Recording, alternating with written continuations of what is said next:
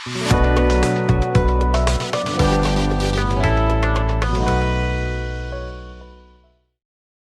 Everyone, welcome to the channel Upbrain. देखिए, जैसे कि आप लोगों ने वीडियो के टाइटल से ऑलरेडी गेस कर लिया होगा कि इस वीडियो में हम लोग HTML के बारे में बात करने वाले हैं और हम लोग HTML के इसमें इंट्रोडक्शन पार्ट को देखेंगे। HTML की हमारे पास इंपॉर्टेंस क्या है, हम इसे यूज़ कैसे करते हैं और कहाँ पे यूज़ करते हैं, और इस चीज़ का क्या रीज़न है कि सबसे पहले हम लोग HTML ही पढ़ रहे हैं, जबकि हमारे पास फ्रंट एंड वेब डेवलपमेंट के लिए और भी लैंग्वेजेस और भी फ्रेमवर्क्स हैं। लेकिन सबसे पहले स्टूडेंट्स को HTML ही क्यों पढ़ाई जाती है? देखिए, अगर HTML के बारे में बिल्कुल बेसिक बात करें तो HTML की फुल फॉर्म होती है हमारे पास हाइपरटेक्स्ट मार्कअप लैंग्वेज, राइट। ये तो आप लोगों ने और भी जगह सुना होगा कि HTML एक प्रोग्रामिंग लैंग्वेज नहीं है, ये एक मार्कअप लैंग्वेज है। और उसका रीज़न क्या है? उसका रीज़न ये है कि यहाँ पे आपके प्रोग्रामिंग वाले लॉजिक्स काम ही नहीं करेंगे। प्रोग्रामिंग वाले लॉजिक्स कैसे होते हैं? लाइक आपके पास अगर अरिथमेटिक ऑपरेशन के लिए कुछ लॉजिक्स होते हैं, लाइक अगर 2+2 4 है तो वो प्रोग्रामिंग का लॉजिक है, वो वहाँ पे काम करेगा। HTML में इस तरह का कोई लॉजिक काम नहीं करेगा। यहाँ पे आप एलिमेंट्स को मार्क कर रहे होंगे। जस्ट अगर आपने यहाँ पे मार्क किया हुआ है, एक हेडिंग है यहाँ पे इंट्रोडक्शन टू HTML, तो एक हेडिंग है ना, यहाँ पे मार्क हो चुकी है इस वक्त, ठीक है। तो यहाँ पे कोई लॉजिक नहीं लगा है ना, यहाँ पे जस्ट एक मार्क हुई भी है। इसी तरह की लैंग्वेज है HTML भी। उसमें अगर आपने यहाँ पे मार्क कर दिया कि मुझे यहाँ पे एक हेडिंग चाहिए, तो वहाँ पे हेडिंग ही डिस्प्ले होगी, राइट। और HTML को इन्वेंट किया था टिम बर्नर्स-ली ने। वैसे तो काफ़ी बड़ी टीम थी इसमें, लेकिन मैंने इसका क्रेडिट टिम बर्नर्स-ली को ही जाता है। और इसका फर्स्ट वर्जन हमारे पास अवेलेबल हुआ था 1993 में। और इसे लैंग्वेज ऑफ द वेब भी कहा जाता है। लैंग्वेज ऑफ द वेब कहने का क्या रीज़न है? इसका रीज़न ये है कि सबसे पहली बात तो ये सबसे पहले इंट्रोड्यूस होने वाली लैंग्वेज थी फ्रंट एंड वेब डेवलपमेंट में, या फिर ओवरऑल वेब डेवलपमेंट की अगर बात करें, पूरे इंटरनेट की अगर बात करें, तो सबसे पहले वेब डेवलपमेंट को फेस देने वाली लैंग्वेज ही HTML थी। मतलब पहले जो वेबसाइट्स बिल्ड की जाती थी सिर्फ HTML से बिल्ड की जाती थी। उसके बाद हमारे पास बाकी की लैंग्वेज इंट्रोड्यूस हुई थी। इस वजह से इसे लैंग्वेज ऑफ द वेब कहा जाता है। और HTML एक ऐसी लैंग्वेज है, सिर्फ HTML ही एक ऐसी लैंग्वेज है जो आपकी एक वेबसाइट बनाने में अकेली लैंग्वेज हेल्प कर सकती है। और किसी भी लैंग्वेज से आप सिर्फ उस लैंग्वेज से वेबसाइट नहीं बना सकते। लाइक अगर आप CSS का एग्जांपल लेते हैं, तो सिर्फ CSS से आप कोई वेबसाइट नहीं बना सकते, या सिर्फ जावास्क्रिप्ट से आप कोई वेबसाइट नहीं बना सकते। आपको HTML की ज़रूरत पड़ेगी। लेकिन सिर्फ HTML से आप एक वेबसाइट ज़रूर बना सकते हो, ठीक है। आप कैसे बना सकते हैं, ये भी हम लोग देखने वाले हैं। और इसे बेसिकली हम लोग यूज़ करते हैं अपनी वेबसाइट का स्केलेटन डिफाइन करने के लिए। स्केलेटन का क्या मतलब है? देखिए, जैसे अगर हम लोग एक घर की बात करते हैं, ठीक है, तो अगर हम लोग घर बनाते हैं तो घर में सबसे पहला पार्ट क्या होता है, सबसे पहला स्टेप क्या होता है घर का? घर में सबसे पहले उसका स्केलेटन ही बनाया जाएगा ना। स्केलेटन का मतलब जो पार्ट हमारा ईंटों से बनना है, ब्रिक्स से जो पार्ट बनना है, सबसे पहले वो वाला पार्ट बनाया जाएगा। तो ये वाला पार्ट हमारा होता है HTML का। उसके बाद उसमें हम लोग जो पेंट वगैरह करते हैं कि पेंट किस कलर का होना चाहिए, वहाँ पे फर्नीचर किस कलर का यूज़ करना है, किस तरह के बटन यूज़ करने हैं, ये सब पार्ट जो स्टाइलिंग वाला पार्ट है, ये पार्ट होता है हमारा CSS के थ्रू। अब जावास्क्रिप्ट का आप थोड़ा ऐसे समझिए कि जो लॉजिकल पार्ट होता है वो जावास्क्रिप्ट के थ्रू होता है। तो ये समझ लीजिए जैसे घर में जो इलेक्ट्रिसिटी काम कर रही है, वो समझ लीजिए कि जावास्क्रिप्ट है, ठीक है। तो अब अगर घर की आप ईंटें ही नहीं रखोगे, आप उसका स्केलेटन ही नहीं बनाओगे, तो घर कहाँ से एग्जिस्ट करेगा? आप किसे पेंट करोगे? इलेक्ट्रिसिटी कहाँ दौड़ेगी? कहीं भी नहीं। तो इस तरह का आप लॉजिक समझिए। HTML भी इसी तरीके से काम करती है कि आपकी वेबसाइट का एक स्केलेटन डिफाइन करने में हेल्प करती है। आप पहले से बताओगे लाइक मेरे यहाँ पे हेडिंग होनी है, उसके नीचे मुझे एक इमेज लगानी है, उसके नीचे मुझे एक और सेक्शन चाहिए, उसके बाद आपको जो स्टाइलिंग वाला पार्ट करना है उसके लिए आप दूसरी लैंग्वेज का यूज करोगे, राइट। और HTML का लेटेस्ट वर्जन है हमारे पास HTML5, और ये रिलीज हुआ था 2008 में और अभी तक रेलेवेंट है। और अभी फ्यूचर में काफ़ी टाइम तक ही रेलेवेंट रहने वाला है, क्योंकि HTML एक तरीके से कंप्लीट लैंग्वेज है। इसमें किसी चीज़ की ऐसी कोई मतलब वो फील नहीं होता है कि इसमें कुछ अपग्रेड किया जा सकता है। ये कंप्लीट लैंग्वेज फील होती है। और HTML को हमें एक्सटर्नली अपने लैपटॉप में या अपने कंप्यूटर में इसे इंस्टॉल करने की ज़रूरत नहीं है।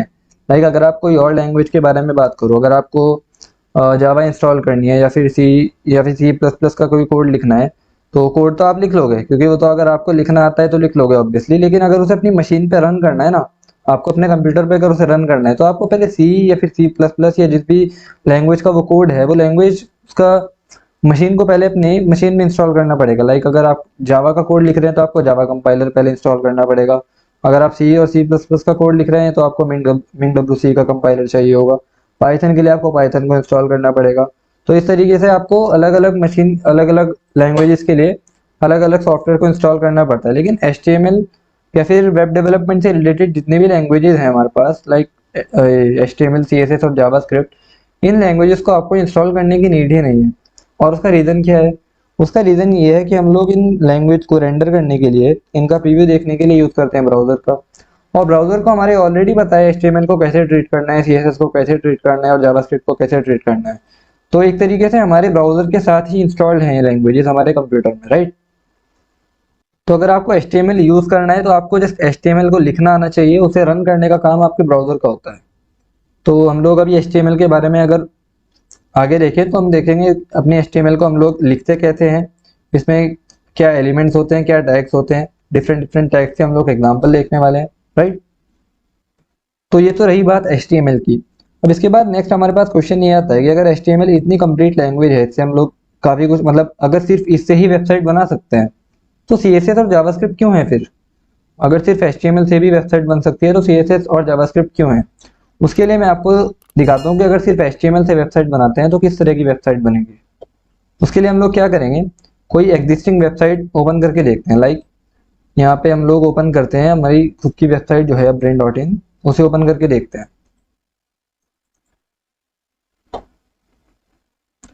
तो यहाँ पे अगर हमने टाइप किया brain.in, राइट, यहाँ पे एंटर करेंगे, हमारी वेबसाइट जितना भी HTML, CSS, जावास्क्रिप्ट का कोड है सब डाउनलोड हो जाएगा हमारे ब्राउजर में। उसके बाद ब्राउजर उसे एक एज अ वेबसाइट हमारे सामने रेंडर करके देगा। तो यहाँ पे अगर आपको हमें किसी भी वेबसाइट का अगर सोर्स कोड देखना है फ्रंट एंड वाला, देखिए वेबसाइट के दो फेस होते हैं, फ्रंट एंड और बैक एंड, ये तो आप लोगों ने पहले से ही पढ़ा हुआ होगा।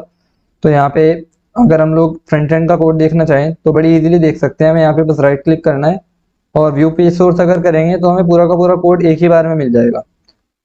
यहाँ से हम पूरा कोड भी रीड कर सकते हैं और डाउनलोड भी कर सकते हैं, चाहे तो कॉपी पेस्ट कर सकते हैं यहाँ से। लेकिन इसमें प्रॉब्लम ये है कि हम लाइव एडिटिंग करके नहीं देख सकते। कि अगर हम ये चाहते हैं कि सर अगर यहाँ से ये लिंक हम चेंज कर देंगे तो क्या होगा, तो यहाँ से हम लोग ऐसे एडिट करके नहीं देख सकते। तो अगर आपको लाइव एडिटिंग करनी है तो उसके लिए आप यहाँ पे व्यू पेज सोर्स करने के बजाय राइट क्लिक करो और इसे इंस्पेक्ट कर लो यहाँ से।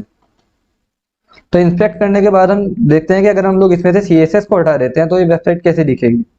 ठीक है, अभी अगर हम लोग इसका प्रीव्यू देखते हैं तो HTML, CSS और जावास्क्रिप्ट तीनों का कॉम्बिनेशन दिख रहा है। तो CSS हटाने के लिए आप क्या करो, यहाँ पे CSS ये यूज हो रखी है, यहाँ पे आप इसके पाथ को थोड़ा सा करप्ट कर दो। करप्ट करने से CSS की फाइल मिलेगी नहीं और फिर ये काम करना बंद कर देगी CSS यहाँ पे। तो 3 CSS की फाइल्स ऑलरेडी यूज हुई है, हम लोग तीनों को ही मॉडिफाई कर देते हैं। देखो अभी हमने तीनों का ही नेम में थोड़ा करप्ट कर दिया है, तो इस वजह से यहाँ पे CSS फेच नहीं कर पाएगा और ये वेबसाइट हो जाएगी करप्ट। तो यहाँ पे अभी अगर हम इस वेबसाइट का प्रीव्यू चेक करें, देखो कैसी बन गई है। ये इस वक्त प्लेन HTML पे आ चुकी है। ठीक है, यहाँ पे एंकर टैग्स यूज हो रखे हैं, आप लोग अपने कोर्स में आगे देखने वाले हो, इसके बारे में भी हम लोग बात करेंगे। लेकिन यहाँ पे इमेजेस कैसे यूज हुई हैं, ये कौन से टैग्स यूज हुए हैं, ये यहाँ पे ऐसे क्रॉस आउट क्यों दिख रहा है। ये देखो, सिर्फ अगर सिर्फ HTML से हम लोग वेबसाइट बनाते हैं तो वो कुछ ऐसी दिखेगी और इस तरह की वेबसाइट कोई नहीं चाहेगा, ना आप बनाना चाहोगे और ना आपसे कोई बनवाना चाहेगा, राइट? तो इसीलिए हमारे पास CSS है इसकी स्टाइलिंग के लिए। और अगर हम लोग इसमें से जावास्क्रिप्ट हटा देते हैं तो ये फॉर्म कभी सबमिट ही नहीं होगा,